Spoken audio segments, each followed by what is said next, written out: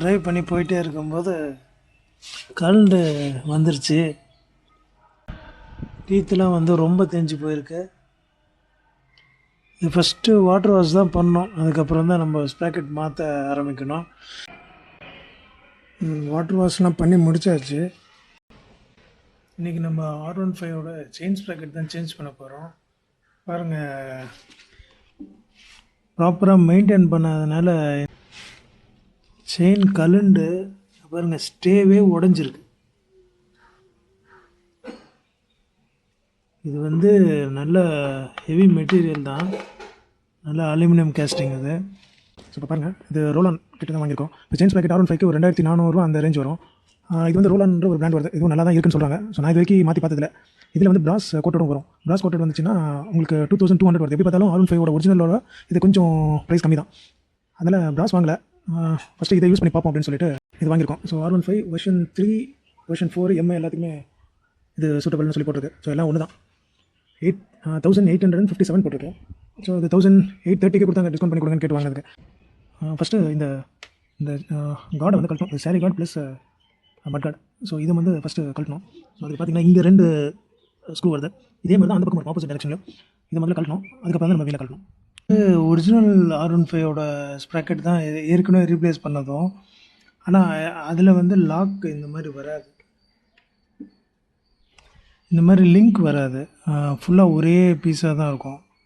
நம்ம கழட்டி மாட்டுற மாதிரி ஆப்ஷனே கொடுக்க மாட்டாங்க.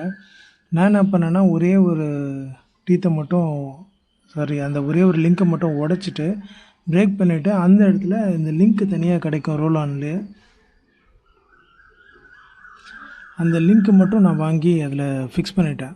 ஸோ அதனால் இப்போ என்னால் ஈஸியாக கழட்ட முடியுது. இல்லைனா R15ல் கழட்டணுன்னா ஃபுல்லாக இந்த ஸ்டேவே நீங்கள் கழட்டிட்டு எடுத்தால் தான் இந்த ஒரே பீஸாக வரும்.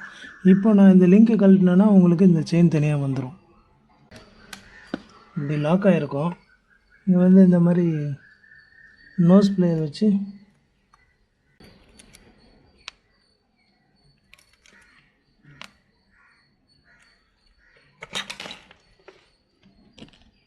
அவ்வளோதான். இப்போ நீங்கள் செயினை எடுத்துகிட்டு வீலை ரிமூவ் பண்ணிடலாம். ராடு பார்த்தீங்கன்னா எதுக்கெல்லாம் யூஸ் ஆகுது பாருங்கள். நீங்கள் ரொம்ப ஸ்ட்ரெயின் பண்ணாமல் ஈஸியாக ரிமூவ் பண்ணுறதுக்கு இந்த ராடு வந்து ஹார்ட்வேர்ஸில் கிடைக்கும். வாங்கி வச்சுக்கோங்க. வாங்கிட்டிங்கன்னா இதை வச்சு நீங்கள் ஈஸியாக பண்ணலாம்.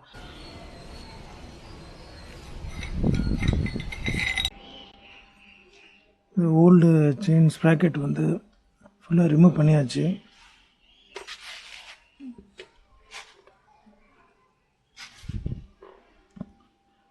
அந்த ஓல்டு போல்டெல்லாம் பார்த்திங்கன்னா ஃபுல்லாக டேமேஜ் ஆகிருக்கு. இந்த டேமேஜ் ஆன போல்ட்டையும் நம்ம திரும்ப ஃபிக்ஸ் பண்ணோன்னா நெக்ஸ்ட் டைம் கழட்டுறது கஷ்டமாக இருக்கும். அதனால் புதுசாக வாங்கியாச்சு. இதில் வந்து லாக் நெட்டு ஒன்று வரும். இதுக்கு பேர் லாக் நெட்டுன்னு சொல்லுவாங்க. இப்போ பொதுவாக ஸ்க்ரூ வந்து ஃபுல் டைட் நம்ம பண்ணாமல் விட்டுட்டோன்னு வச்சுக்கோங்களேன், அது வைப்ரேஷனில் ரிவர்ஸ் த்ரெட்டிங் ஆகி அப்படியே லூஸ் ஆகிட்டே வரும். ஸோ அது மாதிரி வரக்கூடாதுன்னு தான் இந்த லாஸ்ட் எட்ஜில் பார்த்திங்கன்னா ஒரு லாக் நெட்டுன்னு ஒன்று கொடுத்துருப்பாங்க. ஸோ இது கொடுத்துருப்பாங்க. இது என்ன பண்ணோன்னா உங்களுக்கு அந்த வைப்ரேஷனில் ரிட்டர்ன் வர விடாது. இது அப்படியே பிடிச்சிட்ருக்கும். ஸோ அதுதான் லாக் நெட் அப்படின்னு சொல்லி. ஓல்டுக்கும் நியூவுக்கும் பாருங்கள்.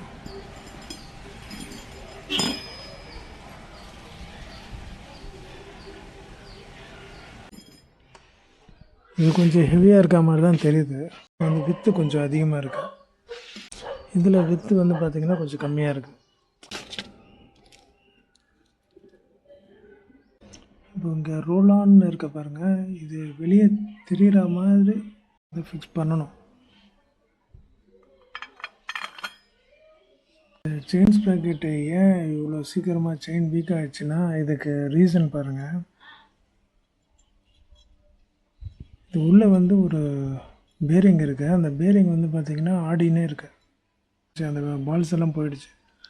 ஸோ இது ஆடுறதுனால தான்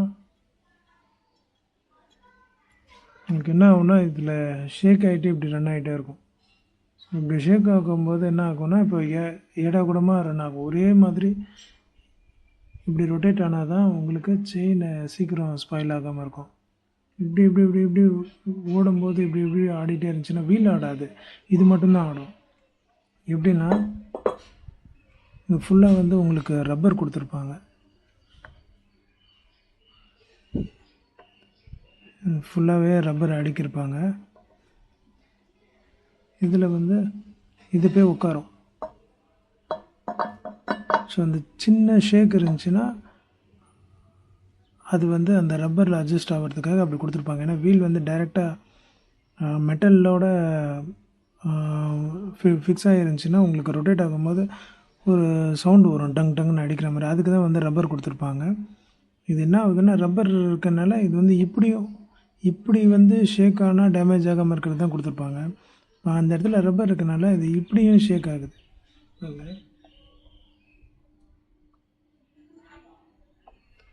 ஸோ இந்த மாதிரி ஷேக் ஆகி தான் இது போயிடுச்சு. ஸோ இப்போ இதையும் நம்ம ரீப்ளேஸ் பண்ணணும்.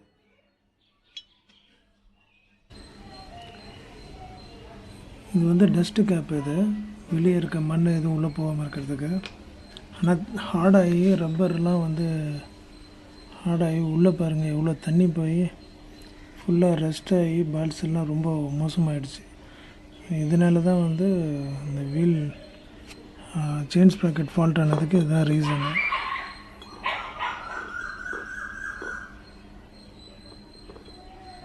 ஸோ இதை தட்டி எடுத்துகிட்டு புது பேரிங் வந்து வாங்கி ஃபிக்ஸ் பண்ணணும்.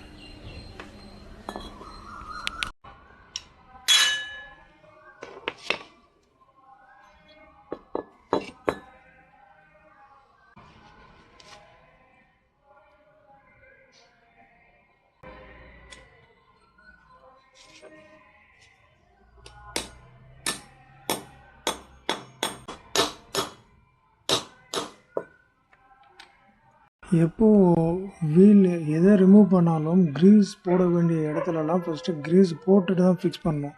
பாருங்கள் எவ்வளோ ரெஸ்ட்டாக இருக்குது அது உள்ள.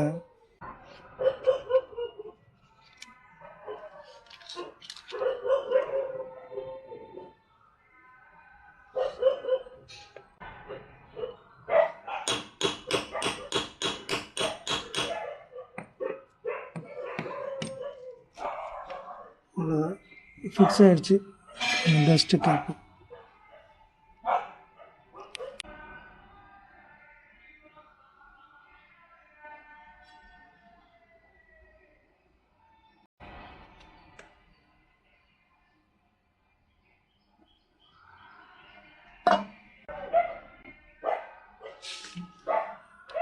ஆக்சுவலாக இதை நம்ம ஃபிக்ஸ் பண்ண மறந்துட்டேன். நான் இது இப்போ தான் ஃபிக்ஸ் பண்ணேன்.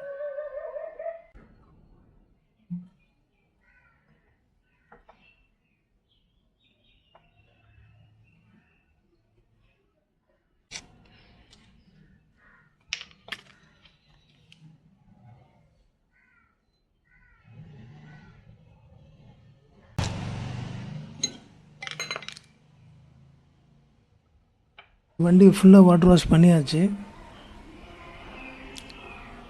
இதெல்லாம் வந்து தேய்ச்சி கழுவுனா தான் போகும். நம்ம ஃபஸ்ட்டு எல்லாத்தையும் பண்ணிவிட்டு அதுக்கப்புறமா ஃபோம் வாஷ் பண்ணலாம்.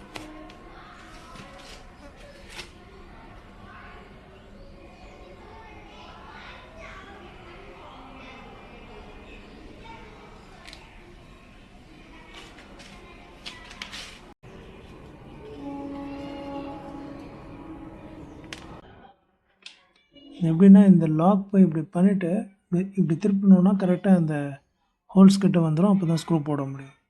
எடுக்கும்போதும் ஸ்க்ரூ ரிமூவ் பண்ணிவிட்டு கொஞ்சம் லெஃப்ட் சைடில் நீங்கள் ரொட்டேட் பண்ணி இழுத்திங்கன்னா வந்துடும்.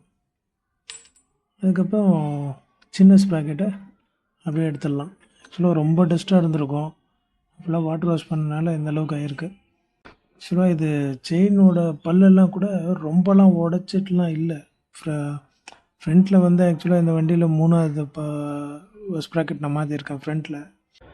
பேக்லேயும் பெருசாக ஒன்றும் ஃபுல்லாக டீத்தெல்லாம் பிரேக்லாம் ஆகலை. ரீசன் என்னென்னா இதுக்குள்ளே இருந்த அந்த பேரிங் தான் இப்போ ஆடலை. முன்ன ஆடு இருந்திருக்கும், செக் பண்ணாதனால தான் வந்து செயின் மட்டும் ரொம்ப இடகுடமாக தேஞ்சிருந்துச்சு. அதனால தான் செயின் கல்லில் இருக்குது.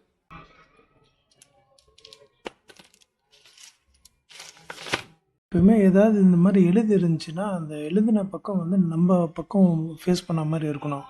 அவுட்டர் சைடு, இன்னர் சைடு இருக்க மாதிரி இருக்கக்கூடாது. அவுட்டர் சைடு அதான் மார்க்கு.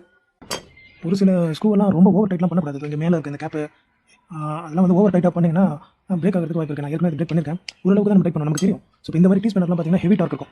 நீங்கள் நல்லா ரிங்ஸில் போய் டைட் பண்ணிங்கன்னா உங்களுக்கு ரொம்ப உங்களால் டார்க் கொடுத்து டைட் பண்ண முடியாது. ஸோ அப்போ உங்களுக்கு ரொம்ப டைட் ஆனது உங்களுக்கு ஃபீல் பண்ணுவீங்க. ஆனால் இதில் ஃபீல் பண்ண முடியாது. ஏன்னா இது வந்து ஹெவி டார்க் இருக்கும். லென்த்தாக நீங்கள் எட்ஜில் பிடிச்சி டைட் பண்ணும்போது நீங்கள் உங்கள் பவர் ஃபுல்லாக இங்கே கொடுத்தீங்கன்னா அங்கே ஹெவி டைட் ஆகி அந்த போல்டு என்ன ஹெட் மட்டும் தனியாக கையில் வந்துடும். மிச்சம் ஸ்க்ரூ வந்து நடுவில் மாட்டிக்கும். அது மாதிரி ஏற்கனவே எனக்கு ஆயிருக்கு. ஸோ அதனால் ஓரளவுக்கு டைட் பண்ணிட்டு விட்டுருணும். ஸோ இங்கே பார்த்தீங்கன்னா ஓரிங் கொடுத்துருப்பாங்க. நீங்கள் ஆயில் போடும்போதெல்லாம் பிடிச்சி வச்சுக்கோம் ஆயிலை. அதுவும் இல்லாமல் நாய்ஸ் வரக்கூடாது அப்படிங்கிறதுக்காக இந்த மாதிரி ரப்பர் ஓரிங்லாம் கொடுக்குறாங்க. இது கொஞ்சம் விலை அதிகமான பைக்கில் மட்டும்தான் இந்த மாதிரி ரப்பர் ஓரிங் இருக்கும்.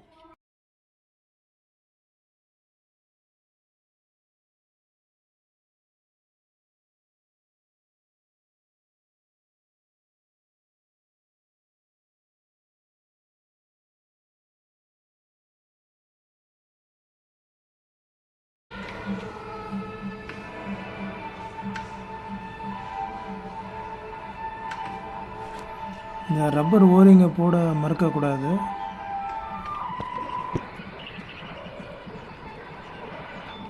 கிளிப்பு பார்த்தீங்கன்னா நீங்கள் அவுட்டர் சைடில் தான் ஃபிக்ஸ் பண்ணணும். அதுவும் இல்லாமல் உங்களுக்கு அதுதான் ஈஸி.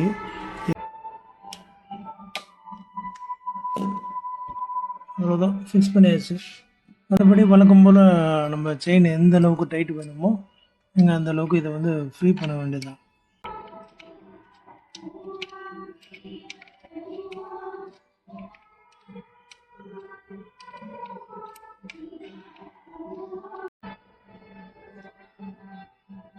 ஸோ இங்கே 2 கோடு 3 கோடு தெரியுது, விசிபிளாக இருக்குது. அதே மாதிரி அந்த பக்கம் நம்ம லெவல் பார்த்து டைட் பண்ணணும். 2 பக்கமும் பேலன்ஸ்டாக இருக்குது அப்படின்னு அர்த்தம். இல்லைன்னா டயர் வந்து ஒரு பக்கமாக தேயும். செயின் டைட் பண்ணியாச்சு. இந்த அளவுக்கு ஃப்ரீ இருக்கணும். செயின் உள்ள வெஹிக்கிள்லாம் இந்த அளவுக்கு ஃப்ரீ இருக்கணும். ரொம்ப டைட்டாக இருந்துச்சுன்னா உங்களுக்கு வீல் ஃப்ரீயாக சுற்றாது. இப்போ நான் வீல் சுற்றி விட்டு காட்டுறேன் பாருங்கள்.